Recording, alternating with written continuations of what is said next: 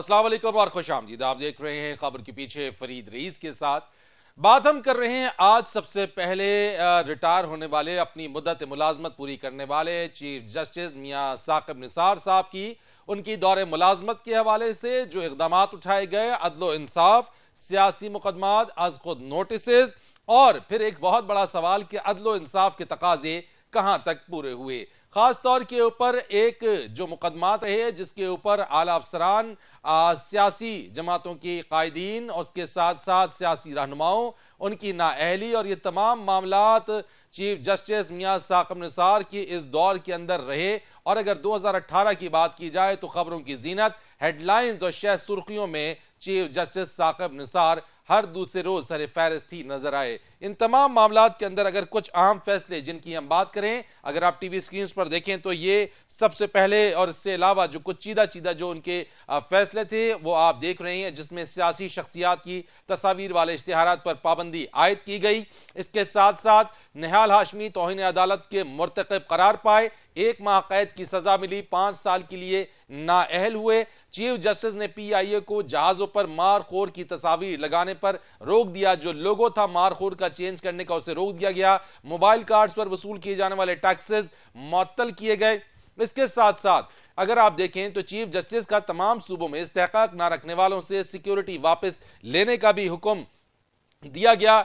और इसके अलावा अगर हम बात करें तो पनामा केस में सबसे अहम जो पनामा केस रहा, उसमें मियां नवाज शरीफ को नाअहल करार दिया गया। आसिया बीबी पर तौहीन रिसालत का इल्जाम साबित नहीं हुआ और सुप्रीम कोर्ट ने बरी करने का हुक्म दिया। बनी गाला तजावुजात केस में इमरान खान को भी प्रॉपर्टी रेगुलाइज कराने का हुक्म दिया गया। आर्मी पब्लिक स्कूल हमला केस की तहकीकात के लिए कमीशन कायम किया गया। इंतखाबी इस्लाहात 2017 में का फैसला सुनाया गया, जिसमें नवाज शरीफ पार्टी सदारत के लिए नाअहल करार दिए गए। ये वो चीदा अहम मुकदमात, उनके फैसले जो कि चीफ जस्टिस मियां साकिब निसार के दौरे मुलाजमत के अंदर ये तमाम मामलात आए, इनका पर फैसले हुए। इसके अलावा आर्टिकल 184(3) के हवाले से जिस तरीके से जो इसका इख्तियार जो इस्तेमाल किया गया, उसको जहां दीगर हलकों की जानिब से तनकीद का भी निशाना बनाया जाता रहा और ये सवालात भी उठाए जाते रहे कि क्या इतना बेदरग इस्तेमाल इस आर्टिकल का या सो मोटो जो नोटिस लिए गए उनका होना चाहिए था। अदल और इंसाफ के हवाले से बेंच और बार के अंदर तकद्दुस और बेंच और बार के दरमियान जो फासले और जो खलीज है, उसके हवाले से भी बताया गया कि ये भी खलीज पैदा हुई। वकला और जजेस के दरमियान, जो जज हैं और वकील हैं, उनके दरमियान डिफरेंसेस हैं। पेंडिंग केसेस के हवाले से काफी ज्यादा कहा जाता रहा, 18 से 19 लाख पेंडिंग केसेस हैं। जजेस की तादाद उतनी नहीं है और जजेस की तादाद बढ़ाने के हवाले से भी और उस तरफ तवज्जो देने के हवाले से काफी ज्यादा चीफ जस्टिस मियां साकिब निसार के हवाले से कहा गया। अब नए नामजद चीफ जस्टिस आसिफ सईद खोसा से भी तवक्कुआत वाबस्ता हैं, जो अपनी लाइंस हैं, जो अपनी पॉलिसी है, जिस तरह वो चलना चाहते हैं, वो आज उन्होंने बयान किया। इस पर भी बात करेंगे, लेकिन सबसे पहले बात करते हैं, हमारे साथ इसी पर बात करने के लिए मौजूद हैं वकील रहनुमा अली अहमद कुर्द साहब। उनसे जरा जानते हैं कि उनकी नजर में और खास तौर पे अदलिया तहरीक में काफी ज्यादा पेश रहने वाले Ali Ahmad Kurd chief justice मियां साकिब निसार की इस पूरी दौरे मुद्दत मुलाजमत को, इस पूरे दौर को किस तरीके से देखते हैं। बहुत शुक्रिया आपका अली अहमद कुर्द साहब। आप जरा सबसे पहले फरमाइएगा कि चीफ जस्टिस मियां साकिब निसार की इस पूरे दौर को, इस अहद को आप किस तरीके से देख रही हैं? मैं समझता हूँ बहुत ही अफसोसनाक के उसके लहजे में मैं कह रहा हूँ। मुझे अफसोस है बहैसियत एक बहुत जिम्मेदार वकील के, जिसने सारी ज़िंदगी वकला की नुमाइंदगी की है, और एक ज़िम्मेदाराना हैसियत में मैं कहता हूँ कि ये इनका जो है दौर था एक तबाहकुन दौर था। जुडिशरी को कुछ नहीं मिला और हर दिन, हर गुजरते हुए दिन के साथ जो है जुडिशरी की, हमारे अदालतों की जो इज्जत और एहतराम और तकद्दुस है, उसमें कमी होती चली गई। ठीक है, आपने इसको कुछ दुरुस्त नहीं माना और आपने उस तरीके से तकद्दुस की बात की है। अगर इससे पहले भी आप खुद भी जो अदलिया बहाली तहरीक में पेश रहे हैं, अगर हम देखते हैं सो मोटो नोटिस के हवाले से साबिक चीफ जस्टिस इफ्तिखार मोहम्मद चौधरी, और अब हम देखते हैं कि चीफ जस्टिस मियां साकिब निसार साहब, इसमें भी काफी ज्यादा सो मोटोस दिए गए। दोनों के ददवार को और दोनों चीफ जस्टिस साहिबान को आप किस तरीके से कंपेयर करेंगे?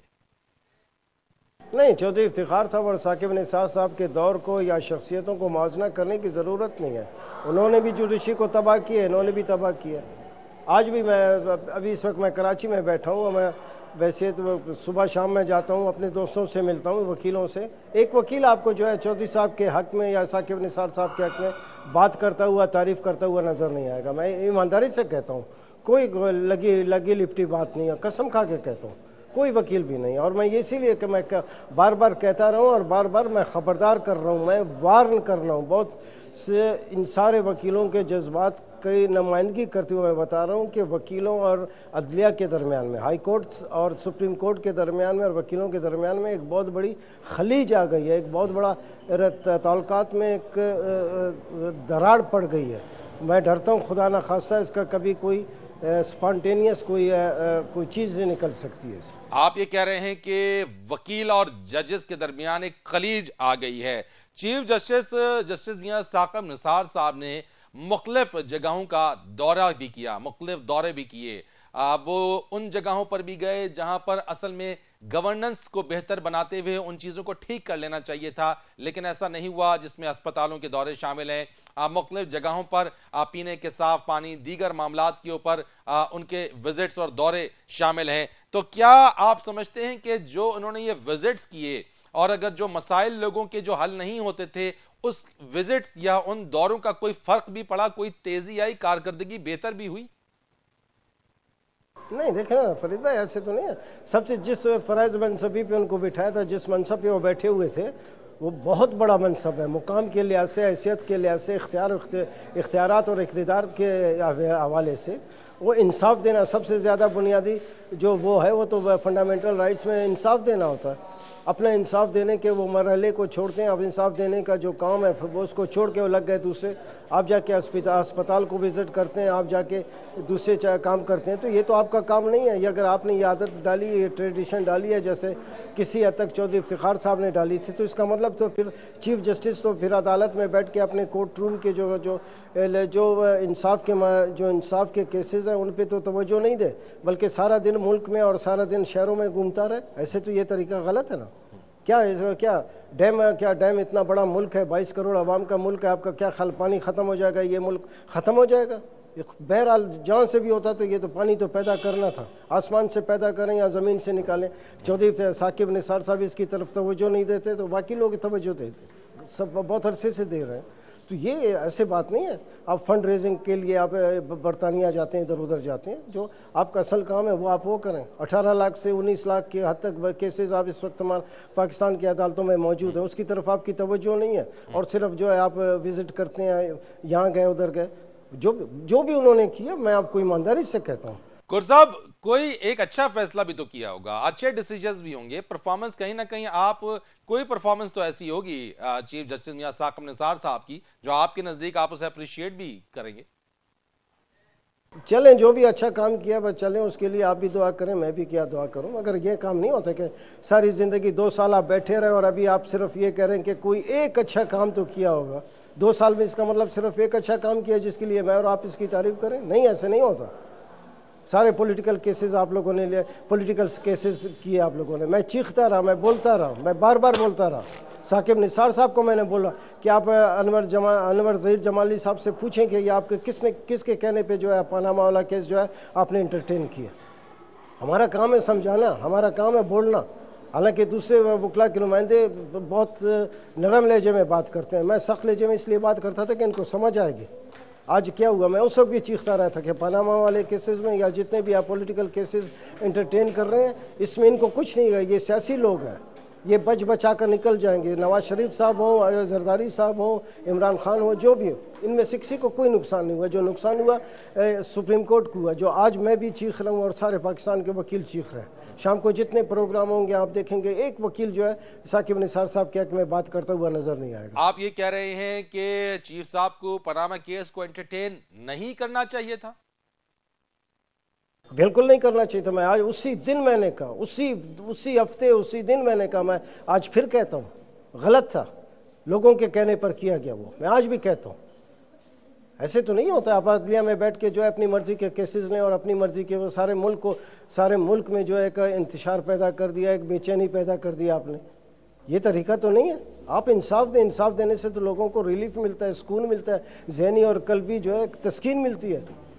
آپ بجائے لوگوں کو سکون اور ذہنی اور قلبی تسکین دینے کی بجائے جو لوگوں میں آپ نے انتشار پیدا کیا، لوگوں میں ایک بے چینی ہے، سارے ملک میں ایک افراتفری مچی ہوئی ہے.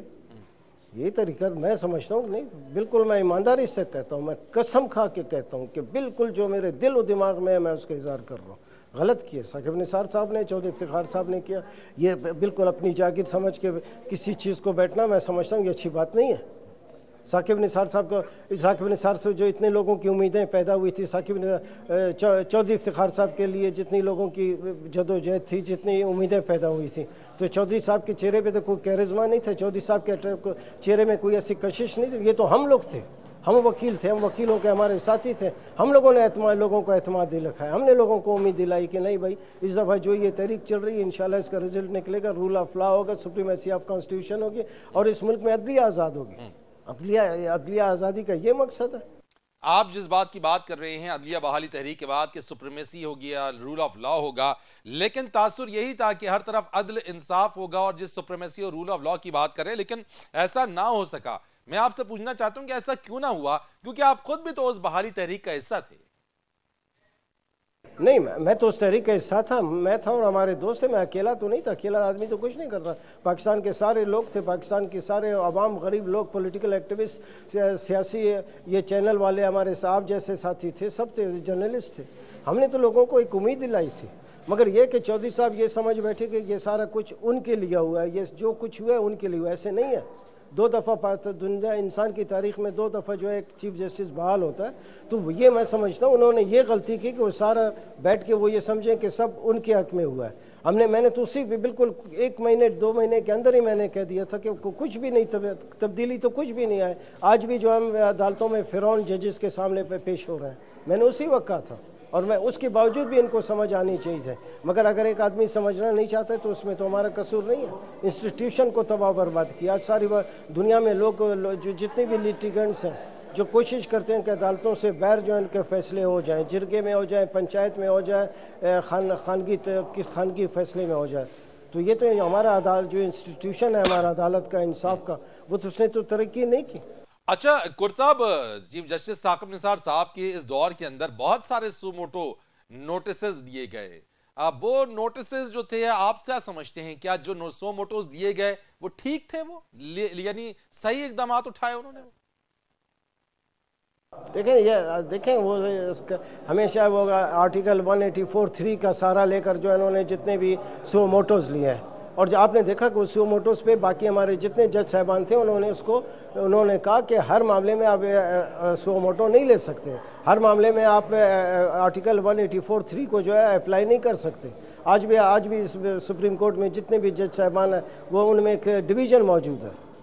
اگر ثاقب نثار صاحب کی چیف جسٹس شپ کے اندر اگر عدلیہ تقسیم ہوئی ہے اور ججز تقسیم ہوئے ہیں اور سپریم کورٹ کے ججز تقسیم ہوئے ہیں، تو آپ اس سے اندازہ لگائیں کہ ملک میں انصاف کے اتنے بڑے ادارے میں کوئی ترقی تو نہیں ہوئی. یہ تو تنزلی ہے، یہ تو اس کی طرف ڈکلائن کی طرف گیا. مجھے افسوس سے کہنا پڑتا ہے چیف صاحب صرف جس سپریم کورٹ میں آپ سارے پاکستان میں پھر لیں، اگر آپ سپریم کورٹ کی بات کریں تو صرف ثاقب نثار صاحب کو لوگ جانتے ہیں یا 1-2 ان کے ساتھ جو دوسرے جج صاحبان بیٹھے تھے، تو باقی جج صاحبان سپریم کورٹ نہیں ہے. سپریم کورٹ پوری ایک جو سارے ایک جج وہ سپریم کورٹ کا نام ہے. مگر اب صرف سپریم کورٹ کا حوالہ یہ ہے کہ جیسے ثاقب نثار صاحب چیف جسٹس ہیں اور باقی کوئی جج ہے ہی نہیں، یا ان کے ذمہ کوئی کام ہی نہیں ہے، یا وہ صبح شام کوئی کام نہیں کرتے. خدا کا خوف کریں. 15 لاکھ روپے ججز کو تنخواہیں ملتی ہیں اور 18 لاکھ 19 لاکھ کیسز پینڈنگ ہے. مجھے افسوس ہے، میں دکھ کے ساتھ کہتا ہوں. اچھا کور صاحب مجھے آپ یہ بتائیے کہ آپ کی بذات خود، یعنی آپ خود وکیل رہنما بھی ہیں، تمام تحریک میں بھی حصہ آپ لیتے رہی ہیں، آپ کی توقعات کیا تھیں ویسے کہ چیف جسٹس ثاقب نثار صاحب سے؟ فرید بھائی صرف اور صرف اپنے کورٹ روم نمبر 1 میں بیٹھ کے جتنے اپنے کیسز تھے ان کو ٹیکل کرنا چاہیے تھا، ان کو ڈسپوز آف کرنا چاہیے تھا، ان میں لوگوں کو سننا چاہیے تھا. ثاقب نثار صاحب تو لوگوں کو 2 منٹ بات کرنے نہیں دیتے تھے. ساری دنیا میں لوگ 3 عدالتوں سے گزر کے جو ہے سپریم کورٹ آتے ہیں. لوگ اپنی بیویوں کے زیور بیچ کے وکیلوں کو فیس دیتے ہیں. اپنے بچوں کے جو بچائی ہوئی رقم ہوتی ہے وہ بیچ کر جو ہے لوگوں کو فیس دیتے ہیں. اور وہاں جب سپریم کورٹ میں جاتے ہیں 2 منٹ بھی جو ہے میں دعوے سے کہتا ہوں साकिब निसार साहब 2 मिनट भी किसी वकील को बात करने नहीं देते थे। ये तो मुझे अफसोस होता है, ऐसे नहीं होता तरीका। चले आप जो है वो ये बात कर रहे हैं, लेकिन जो नए नामजद जो चीफ जस्टिस है आसिफ सईद खोसा साहब, उनसे आपकी तवक्कुआत क्या है? मैं आसिफ सईद खोसा साहब की बहुत इज्जत करता हूं, मगर मैं उनको बहुत जिम्मेदाराना हैसियत में कहता हूं। बहुत अच्छा उनका नाम है। मैं नहीं चाहता, कतई नहीं चाहता, किसी लिहाज से नहीं चाहता, मेरे वहम व गुमान में कहीं पे ये ख्वाहिश नहीं है कि मैं कभी सईद खोसा साहब के खिलाफ बात करूं, मगर मैं उनको समझाता हूं सब जो अपने सिर्फ जो काम है आपने इंसाफ मुहैया करना है सिर्फ वही काम करें। बाकी ये आर्टिकल 184(3) के जो सुओ मोटो है इनको हाथ नहीं लगाएं। न तो चौधरी इफ्तिखार साहब को कुछ मिला, न साकिब निसार साहब को मिला, और न ही आसिफ सईद साहब को भी मिलेगा। और मैं दूसरी आसिफ सईद साहब को, खोसा साहब को एक बार और बात कहना चाहता हूँ कि हर हालत में जो है वो वकीलों को पेशेंट हियरिंग दें। वकील जब इतनी दूर से, कोयटा से, कराची से पेशावर आता है तो आप उसको हियरिंग दें, आप उसकी बात सुने, उसके साथ उसके मौकल बैठें, आप उसको बात सुनी होगी। आप बगैर सुने, अगर बगैर आप साकिब निसार साहब वाला आपने तरीका किया और आपने कहा कि नहीं ये बहुत ज़रूरी है, इस मुल्क में जो है सिर्फ सुओ मोटो के बगैर ये मुल्क नहीं चल सकता है, तो मैं समझता हूँ आसिफ सईद खोसा साहब भी बहुत बड़ी गलती करेंगे। और फिर मुझे कल फिर बैठ कर जो है उनके खिलाफ जो बात कर, मुझे तो बात करने से कोई नहीं रोक सकता, मेरी तो एक हैसियत है। मैं तो सुप्रीम कोर्ट बार का प्रेसिडेंट रहा हूँ, पाकिस्तान बार काउंसिल का अनअपोज्ड वाइस चेयरमैन रहा हूँ, सारी जिंदगी नुमाइंदगी की, मुझे बात करने से कौन रोक सकता? मैं बात करूंगा, मगर मैं नहीं चाहता कि मैं नहीं, जहाँ हक की बात है वहाँ हक की बात करेंगे, जहाँ हक की बात नहीं है और जहाँ हम समझेंगे कि इस वक्त पाकिस्तान के अवाम के मफाद में, पाकिस्तान के rule of law, independence of judiciary और सुप्रीमेसी ऑफ कॉन्स्टिट्यूशन के लिए और लोगों के इंसाफ के लिए और वकला के लिए, मैं वकीलों बेसिकली मेरा तमाम मफाद और सब कुछ वकीलों के साथ है। वकीलों के लिए जहाँ मुझे ज़रूरत होगा मैं बात करूँगा। मैं इसीलिए मैं कह रहा हूँ कि एक बहुत बड़ी खलीज वकीलों में और अदालतों के जजेस के दरमियान है, इसमें एहतियात किया जाए। अच्छा, आपने ये बात की है कि जज और वकील के दरमियान एक बड़ी खलीज पैदा हो गई है, ये खलीज कम कैसे होगी, खत्म कैसे होगी? वो जज साहब भी जानते हैं और हम वकील भी जानते हैं कि कैसे अभी तक ये खलीज बढ़ती जा रही है। इसको रोकने का एक ही तरीका है बस कि वकीलों को सुना जाए और ये 2-2 मिनट में जो है बड़े केसेस को डिस्पोज ऑफ करना। और ये इस तरीके से अगर हुआ तो खुदा ना खास्ता बहुत बड़ा मामला बिगड़ तो गुर साहब, ये 19 लाख केसेस हैं। अगर आप केसेस की सिर्फ सोल्यूशन की बात करते हैं, चाहे वो चीफ जस्टिस साकिब निसार साहब हों या फिर नामजद अब जो नए चीफ जस्टिस आएंगे आसिफ सईद खोसा साहब, जब जजेस की तादाद ही मुकम्मल नहीं है, अप्रोप्रिएट उनकी क्वांटिटी नहीं है, जब वो तादाद नहीं है, तो फिर केसेस रिजॉल्व कैसे होंगे? फिर तो जजेस साकिब निसार साहब ये सारे सुओ मोटो लेने के बजाय एक ही सुओ मोटो के या किसी भी उसमें जजमेंट में अपने ये रिमार्क दे देते, ऑब्जर्वेशन दे दे कि भाई ये काम इस तरह नहीं चल सकता, आप जजेस बढ़ाएं। सिर्फ आकर तकरीबात में, फंक्शंस में आकर तकरीर में कह देना कि जजेस बढ़ाएं, तो ऐसे तो नहीं होता, प्रेशर डालते हैं। अगर आपके फैसलों की वजह से सारा मुल्क में एक बेचैनी, एक अफरा तफरी फैली हुई है, तो अगर आप और सुप्रीम कोर्ट अगर एक दफ़ा फैसला कर ले कि उन्होंने जजेस की तादाद बढ़ानी है तो इनको कोई नहीं रोक सकता। जजेस को बढ़ाना तो कम से कम आपके फैसलों के ऊपर अमन व अमल होता है। आप लोगों के दिए हुए जो जजमेंट्स हैं वो हर डिपार्टमेंट्स में हर शख्स पे जो है वह उसकी कंप्लाइंस ज़रूरी है।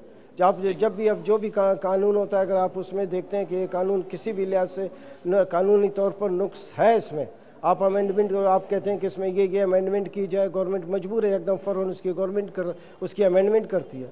तो मैं समझता हूँ कि जब आप अपने स्टैंड लें, जजेस स्टैंड लें कि इस तरीके से काम नहीं चलता है। 18 लाख 19 लाख केसेस है, इसका जिम्मा हम पे डाला जा रहा है, तो लिहाजा जजेस को बढ़ाया जाए। हम भी कहते हैं, हम वकील भी कहते हैं, हमको इल्म है कि वाकई जजेस कम है, तो उसके लिए कोशिश करें।